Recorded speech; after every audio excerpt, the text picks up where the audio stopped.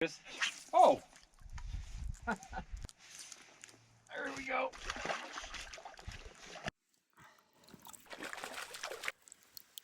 What's up? Here we are, long drive in the dark, early morning, all that good stuff. We are chasing brook trout today. Hopefully we'll find a real big fish and maybe some cutties, but today is all about finding that one big fish. A little colder out this morning than I anticipated. Guys, it is starting to snow. I'm out of the wind now because I'm up in the trees, but it's 28 degrees, windy, and I'm hiking through the snow to check on a lake to see if it's ice free or not. You might be asking yourself, is Derek dumb? The answer is yes, because I'm asking myself the same thing. Look at this. This guy has been doing some wood carving. Holy cow.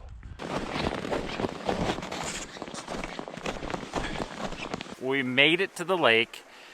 It is definitely far more iced off than I would have believed. There's not much activity, but I did see a few fish cruising in shallow.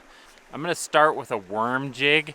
I'm gonna strip it and just pop it up and down off the bottom and see if we can get any fish interested.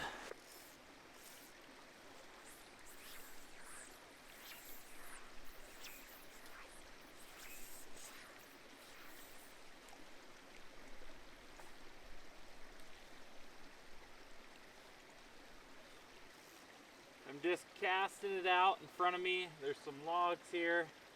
I've positioned myself so that if I hook a fish, I can net it in here. If I were to stand in a few other places, there's submerged logs and stuff, probably wouldn't even have a chance at landing some of these fish.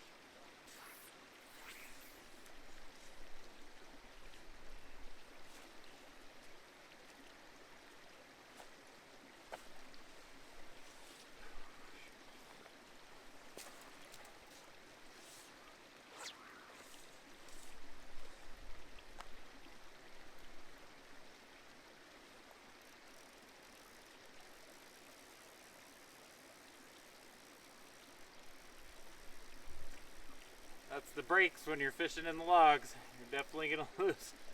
You're gonna lose some flies, no doubt about it.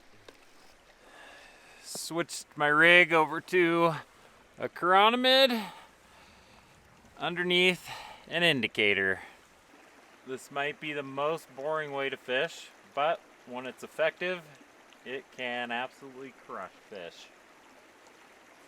And this is the most mentally challenging type of fishing for me, is just sitting here and staring at an indicator.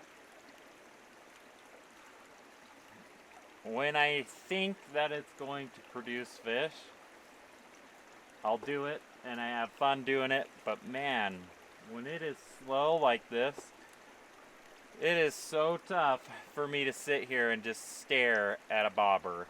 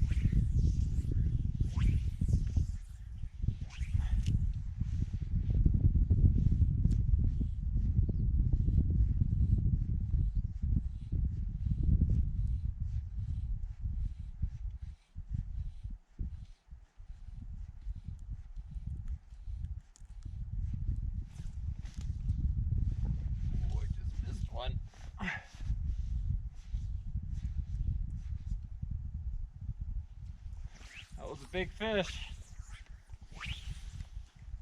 Oh, that was a big fish. Looked like a brook trout too.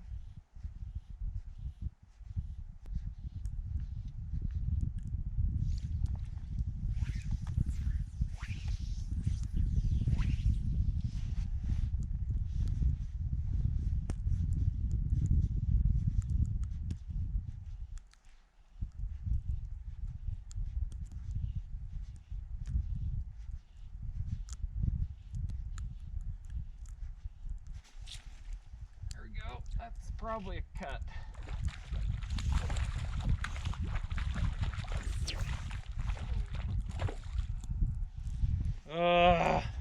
Little cut, that one.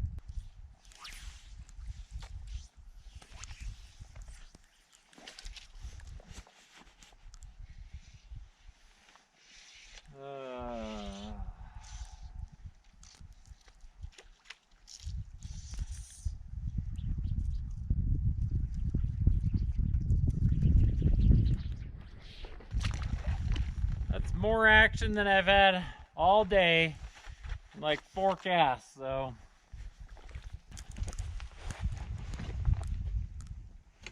There's an old beaver lodge over here. There's a little beaver that's taken residence there, but there seemed to be some fish rising right around here, and I hooked one, or I hooked 2 on the other side of this, so I'm gonna see if I can get one over here.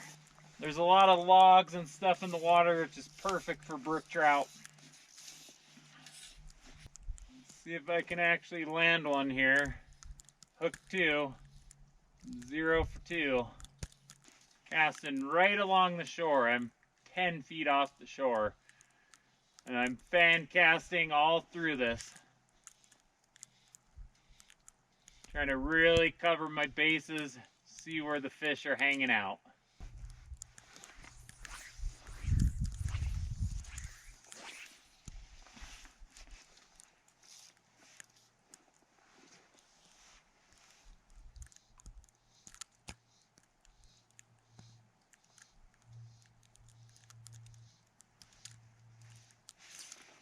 There we go. That feels like a solid fish.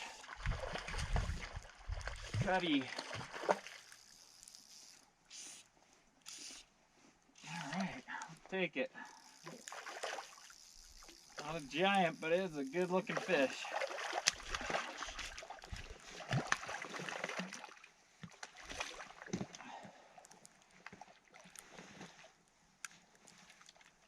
Boom!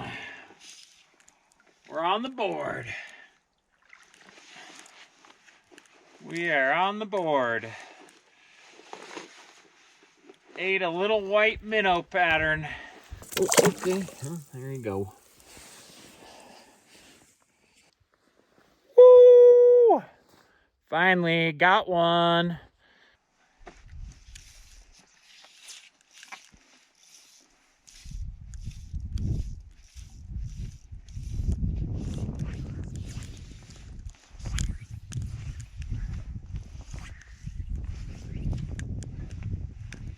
Got a ton of crap behind me, so you can see I'm steeple casting. I'm stopping up and high, coming down to the water, stopping back high, coming down to the water, shooting a little line each time. Because that stuff behind me is so tall, I've got to stop high in order to avoid it. Got one chasing it. Oh, just nipped at it. And he's gone.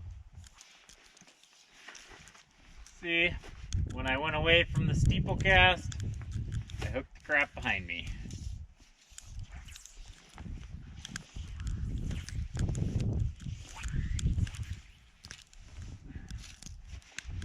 And now I cast just fine. I just moved down the shoreline. I wasn't getting any more eats in that spot. And if you think of my casting radius, as I'm fan casting, is kind of a half circle, I just moved to the edge of that half circle, so now I can cover the next area completely. Anytime I can get a little elevation, I think that's a good thing. You can see how fish are reacting, if anything's following it.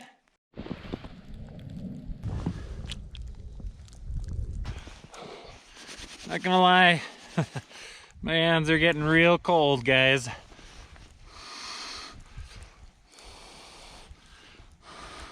I've been warming them up for the last couple minutes, but they're just warm enough. I'm gonna get fishing again. If you got junk on your casting side, try casting backwards.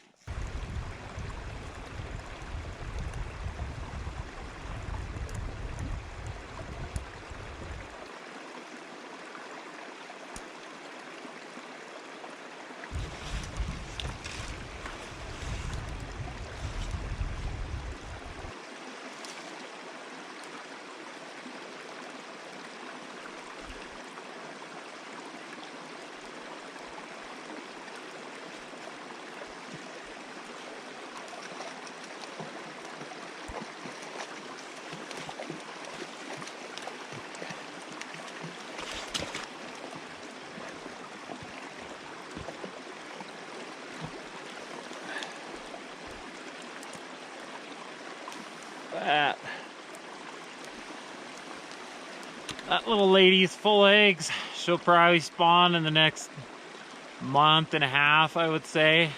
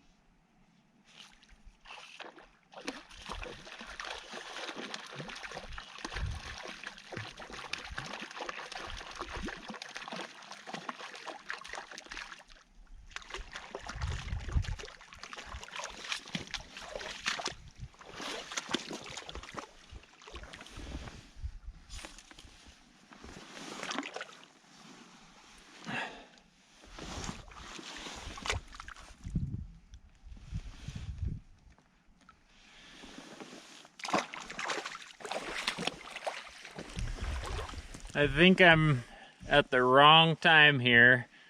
I'm too far past to fish the ice off period, and I think I'm too early to fish when the lake stabilizes.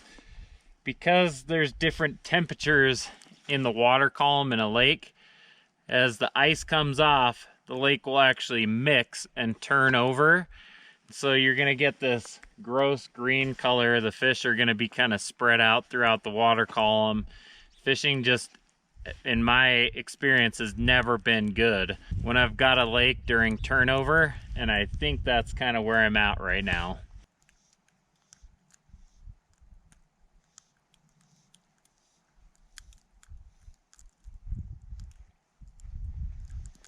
As I strip in, I keep a little tension right here on my fingers.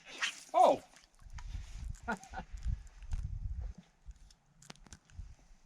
Okay.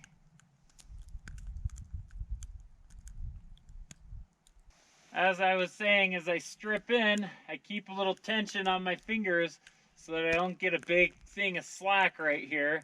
That way, if a fish does eat when I'm stripping, I can feel the bite better and I can set the hook better because I don't have a bunch of slack. That was a good fish right there. That was easily as big as the one I caught. Chunky.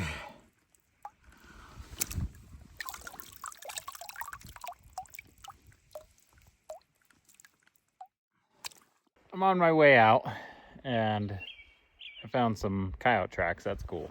Got my old tracks right there covered by snow. New tracks, probably coyote. But I stopped by this little pond And I see a fish in here that's bigger than probably anything except for maybe that brookie that I hooked or saw all day long. This super shallow, mossy beaver dam has at least one fish in it that's pretty big.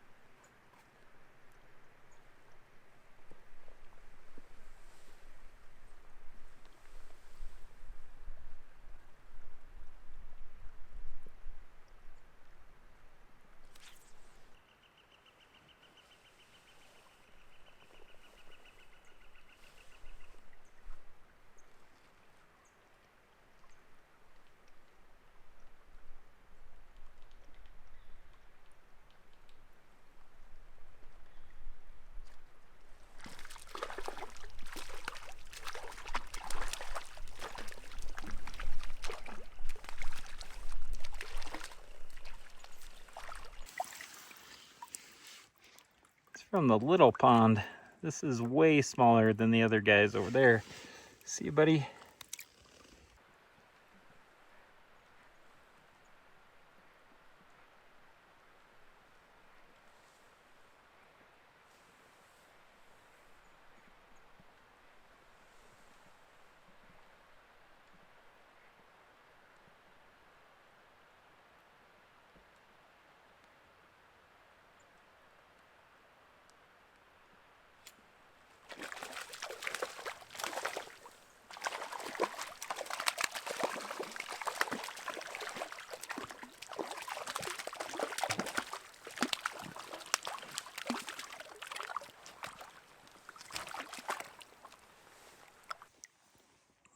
Those fins cut.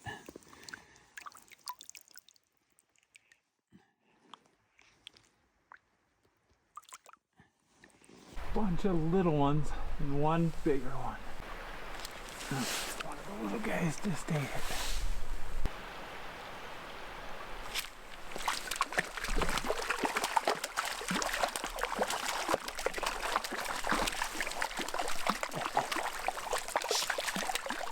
Is. Ooh, colored up.